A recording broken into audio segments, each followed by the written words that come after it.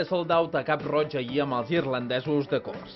Primer concert de la banda a Terres Catalanes després del seu retorn al novembre de l'any passat quan van presentar el nou àlbum White Light. Precisament el primer tema que la banda va interpretar va ser del nou àlbum, I Do What I Like.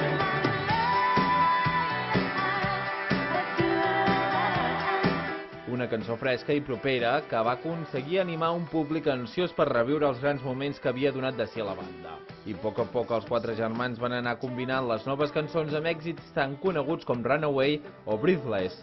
Amb aquests temes el públic va agafar les regnes del concert i va cantar de principi a fi. I és que per a molts aquest era un concert de retrobament que feia molt que esperaven. Des de l'any 95 que va entrar el primer CD, som unes assídues espectaculars. Som fans. Hem anat a tots els que han vingut a Barcelona.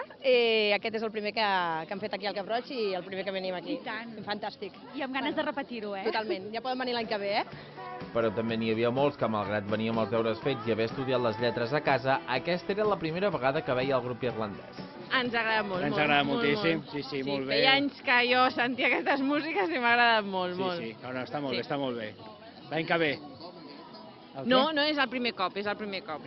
L'any que ve repetirem. Anem a vindre un altre, a veure un altre. No, per mi és el primer cop. Després de 10 anys, home, clar, jo tenia... Ara tinc 21, llavors. Sí, ya lo habíamos escuchado un poco antes de venir y tal, habíamos aprendido algunas canciones y estuvo muy bien. No me han llevado mis padres, pero igualmente me ha gustado, quería ir yo también, pero nos hemos puesto de acuerdo sobre el grupo y venimos todos. El concert finalment va acabar després de 2 hores amb el tema instrumental Toss the Fears, posant un punt i final a un espectacle d'aproximadament 2 hores.